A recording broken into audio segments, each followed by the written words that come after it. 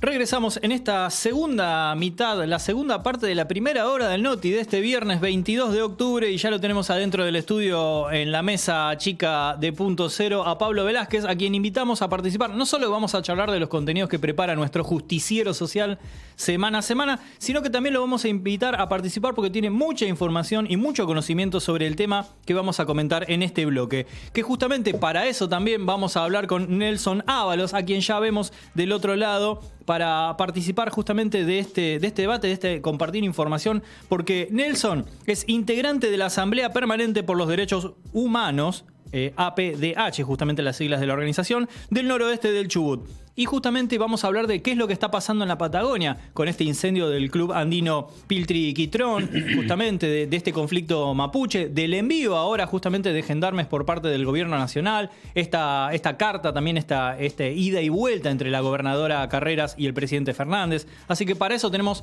a dos personas que saben del tema y yo voy a disfrutarles porque tenemos a Pablo acá en la mesa y a Nelson, a quien le damos la bienvenida del otro lado. Mi nombre es Diego González. Buenos días, Diego. Buenos días, Pablo. ¿Qué tal? ¿Cómo va? Bueno, primero, muchísimas gracias por participar de Punto Cero, del Noti, y para contarnos un poquito cómo es la situación, qué es lo que está pasando justamente. Bueno, lo que está pasando es una situación muy compleja que hay que, me parece, abordar y ponerla en contexto.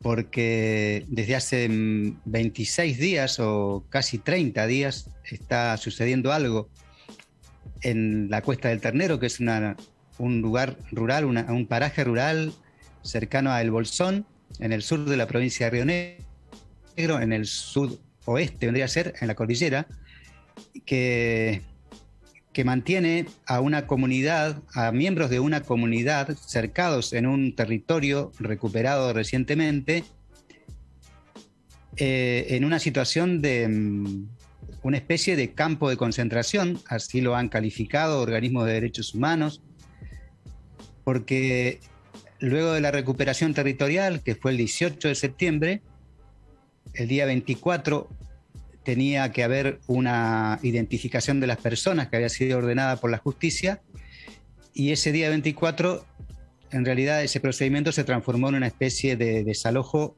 encubierto.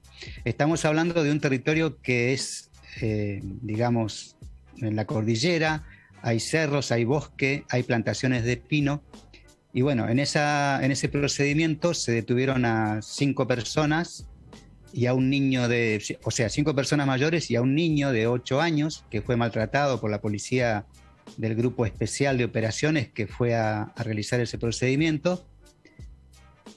Y el resto se detuvieron a esas personas y se las sacó del territorio, pero el resto de la comunidad se dispersó en el bosque y quedó la gente adentro del territorio.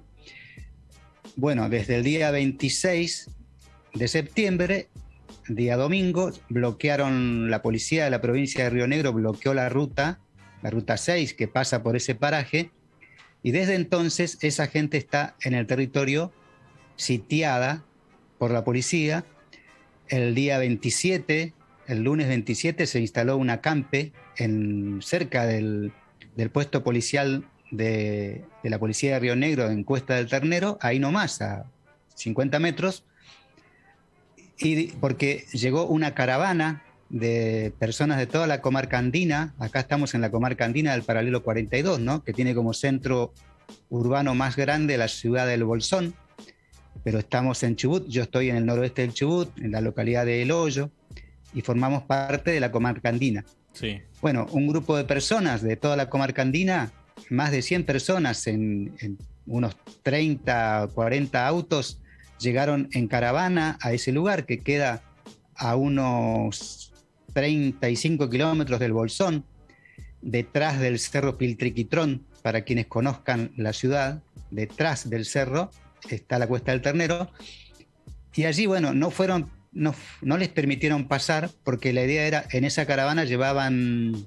alimentos, ropa, abrigos para la gente que había quedado en el territorio, porque la gente de la comunidad, integrantes de la comunidad, quedaron allí con lo opuesto.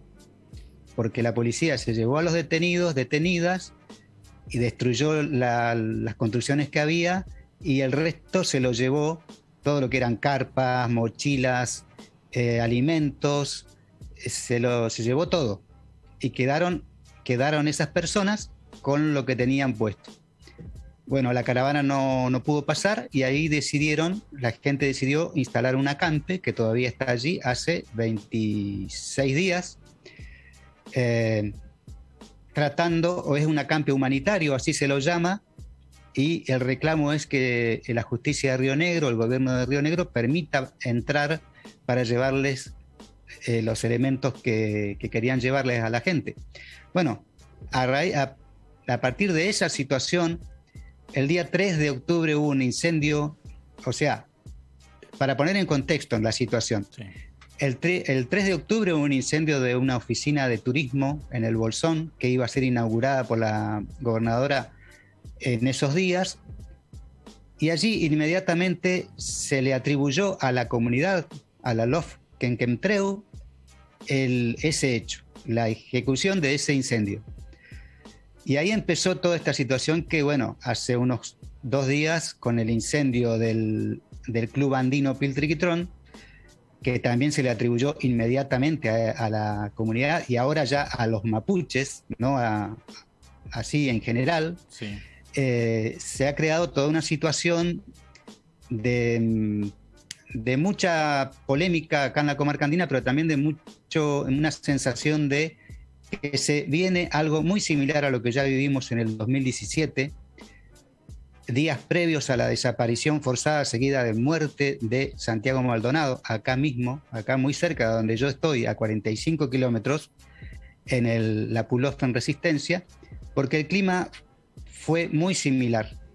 Atentados, incendios que inmediatamente eran atribuidos a la gente de la comunidad, sin ninguna prueba, ni evidencia, ni nada.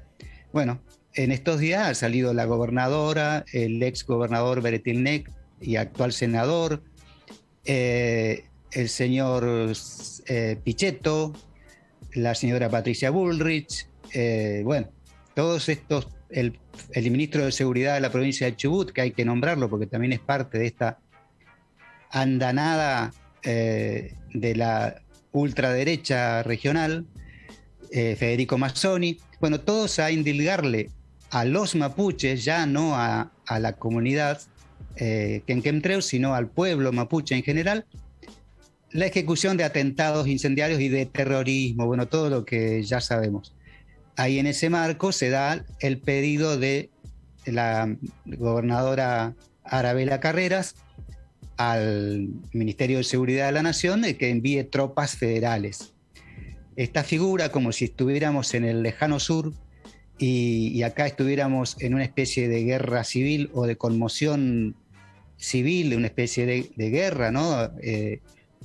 Que amerita, o sea, según la ley, el auxilio del Estado Nacional, del Estado Federal, con el envío de fuerzas federales. Algo que esa conmoción o ese conflicto, o como veo en los titulares de los canales de televisión, el conflicto mapuche al rojo vivo, la Patagonia incendiada, bueno, todos esos titulares existe solo en la cabeza de la gobernadora Carreras y su grupo, ¿no?, que acabo de nombrar, y en los grandes medios de comunicación que, bueno, se prenden y amplifican un incendio de un edificio a una conmoción interna, como si estuviéramos en la comarca andina, en esto que acabo de decir, en una guerra, todos aterrorizados por un grupo de fundamentalistas mapuches que, bueno, no es la situación real que estamos pasando. Nelson. Así que, bueno, yo insisto en la comarca andina porque también escucho lo que está pasando en la Patagonia.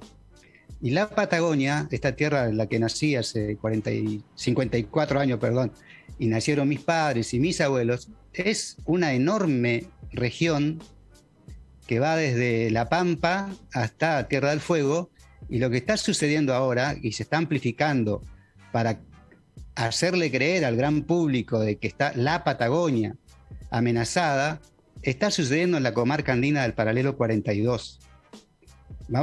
tendríamos que focalizar, digamos, en los lugares, porque de acá a Tierra del Fuego hay 2.500 kilómetros de donde yo vivo. A la ciudad de Rawson, donde es la capital de la provincia, hay 800 y así, ¿no? Entonces, bueno, esto está sucediendo en una partecita de la Patagonia que suele tener estas situaciones, yo creo también, para ponerlo en contexto también, por los grandes intereses económicos y territoriales y extractivistas que hay en esta zona. Entonces, cualquier manifestación o recuperación del pueblo mapuche, de las distintas comunidades, provoca estos estallidos de parte de los empresarios, de los terratenientes, de los políticos que los apoyan, criminalizando a todo un pueblo y a todos los que lo estamos apoyando también, porque ya también se habla de la gente que está en contra de la megaminería, ¿no? El volante encontrado en el incendio del Club Andino decía en defensa del agua, y hablaba de Lewis, el inglés que se robó el lago escondido, ¿no? De Benetton, el terrateniente más grande que tenemos en la Argentina, acá en la provincia de Chubut, y nombraba a la gobernadora y también no recuerdo, había 4 nombres, ¿no? Pero ya se intenta involucrar a la gente de las asambleas que están en la lucha en defensa del agua.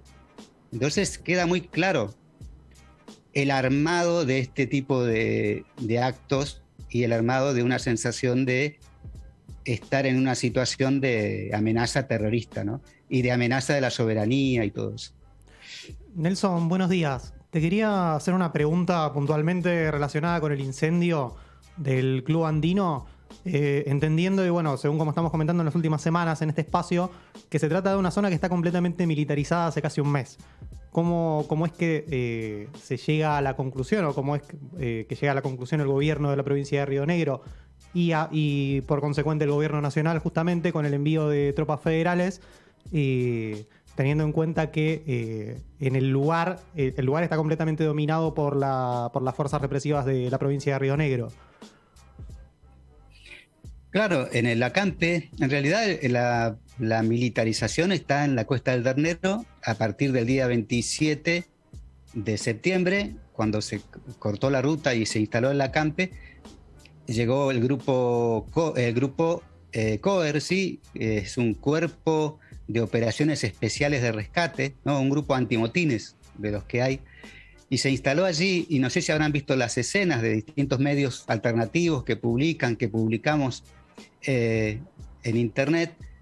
Hay un retén policial ahí a 50 metros del acampe, que está día y noche cortando la ruta, en una escena surrealista, porque ahí estamos hablando de un paraje donde, bueno, hay una ruta de tierra y no hay población prácticamente, o sea, ahí es todo rural, y esa policía ahí apostada todo el tiempo, y el acampe al lado. Y sí, está militarizado, es lo que se está pidiendo, que la respuesta no era militarizar la zona, sino una mesa de diálogo, que es lo primero que pidió la comunidad y lo primero a lo que se había comprometido el fiscal del Bolsón, el fiscal Arrien, el día que habló con la comunidad en el territorio. Creo que fue el 19 de septiembre o el 20. Bueno, el 24, la fiscal jefe de la provincia, la fiscal Betiana Sendón, fue a comandar ese operativo de identificación de personas, que no lo fue, sino que fue un desalojo, y a partir de allí, de esa situación, es que se cortó la ruta, se militarizó la región, y bueno, después vinieron los incendios. Y toda esta, como contaba recién yo, esta creación mediática de una situación que no es tal. Y bueno, el incendio del Club Andino Piltriquitrón, ayer escuchaba a un integrante del Club Andino por una radio de acá del Bolsón, diciendo que bueno, que se había incendiado, que iban a ver cómo lo reconstruían, que tenían un seguro, el edificio obviamente, pero también decía que era un edificio antiguo, que había sido construido hacía muchos años, uno de los primeros edificios emblemáticos del Bolsón, que tenía techo de madera, de cabreadas de madera y techo de tejuelas, ¿no? Acá las construcciones antiguas tenían un techo hecho de tejuelas de madera, que estaba cubierto por un nuevo techo de chapa sobre las tejuelas. Bueno, un edificio, digamos, inflamable que podría haberse quemado por un cortocircuito o quizás también por un atentado o por algo intencional. Lo que resulta muy llamativo y hasta escandaloso, si hablamos del periodismo, es atribuir ahí inmediatamente, a la media hora, cuando todavía el edificio estaba ardiendo, a los mapuches y a la comunidad, puntualmente a la comunidad quenquentreu.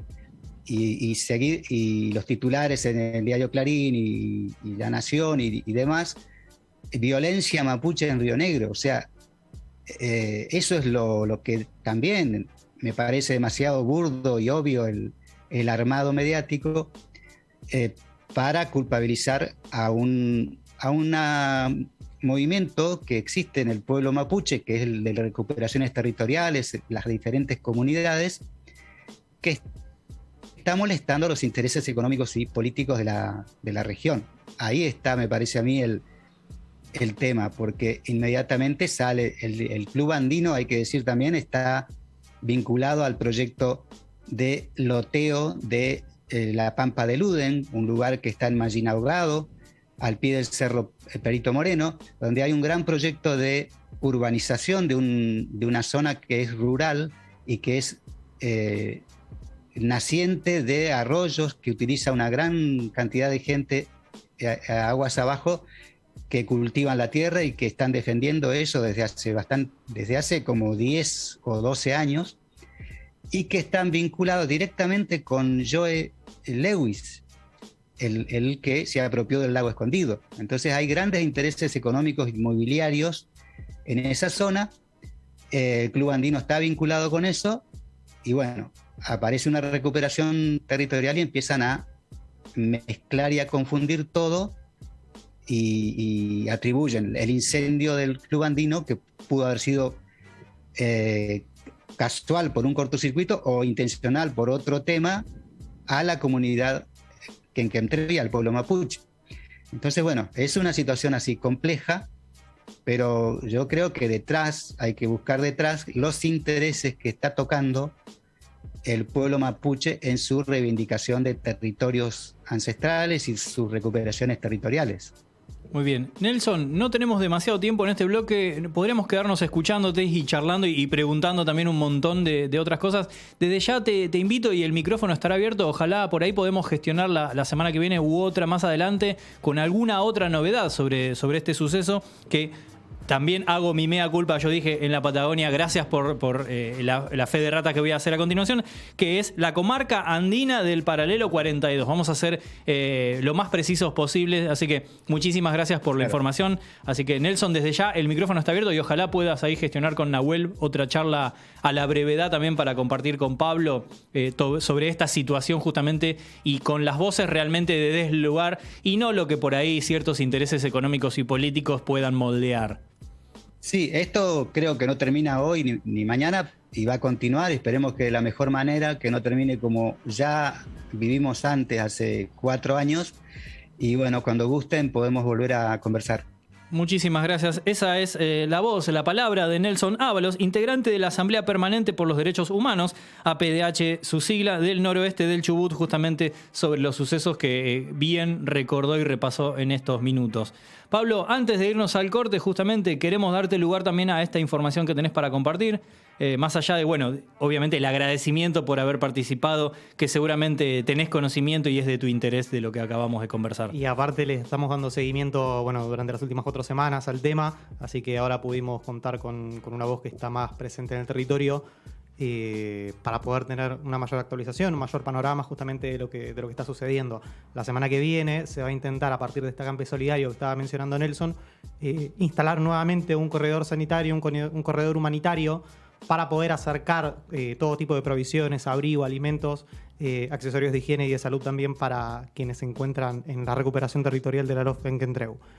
Para concluir, y ya pasando a a otra cuestión, quiero mencionar que, y no quiero dejar pasar, que hoy es el Día Nacional por el Derecho a la Identidad, porque aunque parezca difícil, a la violencia, a la persecución, al exterminio, se le puede responder con memoria, con verdad y con justicia.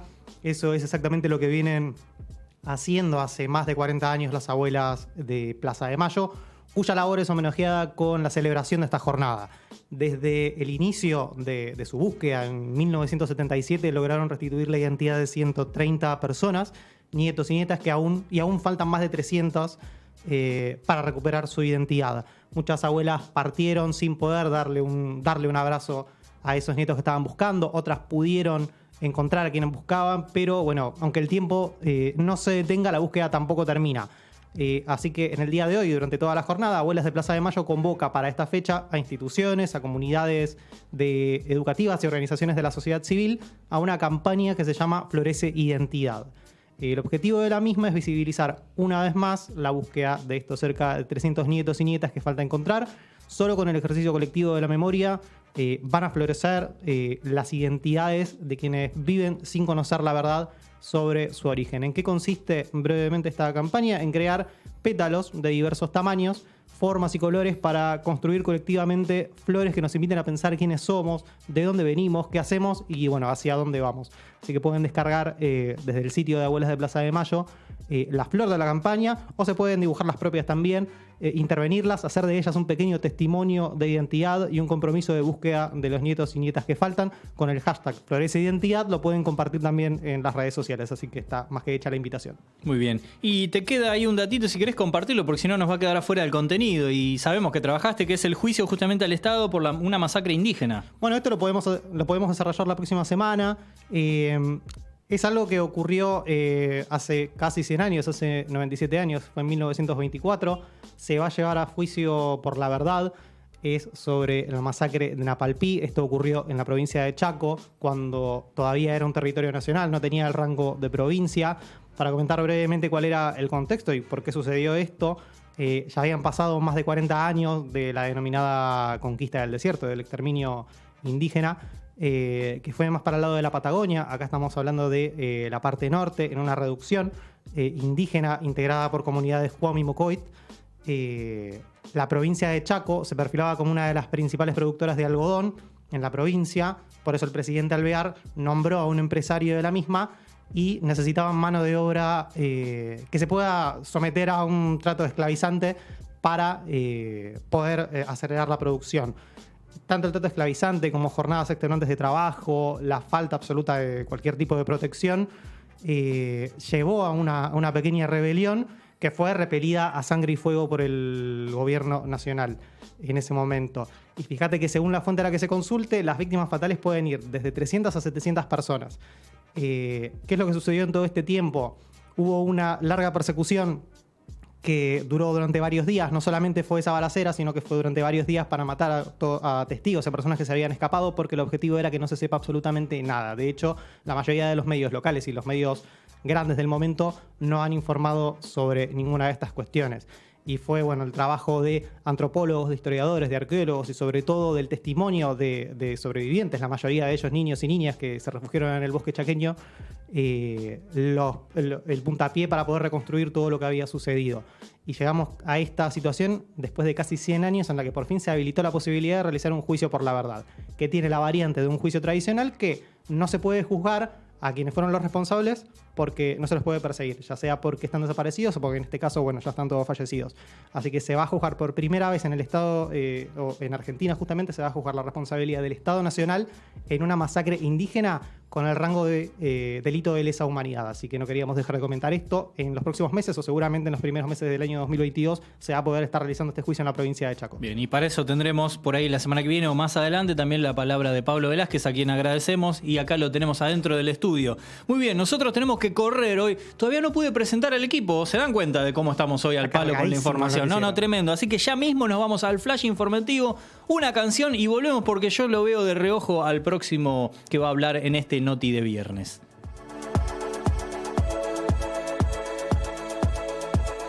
Asistencia armada. El presidente Alberto Fernández comunicó el envío de gendarmes a Río Negro luego de los conflictos con comunidades mapuches. No es nuestra obligación ni la responsabilidad del Estado Nacional, advirtió a la gobernadora Carreras. Nuevo ciclo lectivo. El Consejo Federal de Educación dio a conocer las fechas en las que comenzarán las clases en todo el país. Tendrá 190 días y será el 2 de marzo, excepto en Corrientes y la Ciudad de Buenos Aires, que serán el 14 y 21 de febrero respectivamente. Son argentinas. La representante permanente ante la ONU, María del Carmen Skef, reforzó la posición sobre las Islas Malvinas y tuvo apoyo centro- y sudamericano. Reino Unido desarrolla actividades contrarias a la resolución, expresó Skef. Vacuna bajo análisis. La Organización Mundial de la Salud reinició sus estudios a la vacuna rusa Sputnik V para su aprobación mundial. Uno de los objetivos es permitirla para el ingreso a países europeos y Estados Unidos, entre otros. Cine de luto. El actor Alec Baldwin disparó accidentalmente un arma mientras filmaba una película en Nuevo México y murió la directora de fotografía Helen Hutchins. El director Joel Souza está herido y hospitalizado. Cerca del título, lejos del segundo. River Plate venció 2-0 a Talleres en Córdoba y le sacó 7 puntos de diferencia en la Liga Profesional de Fútbol.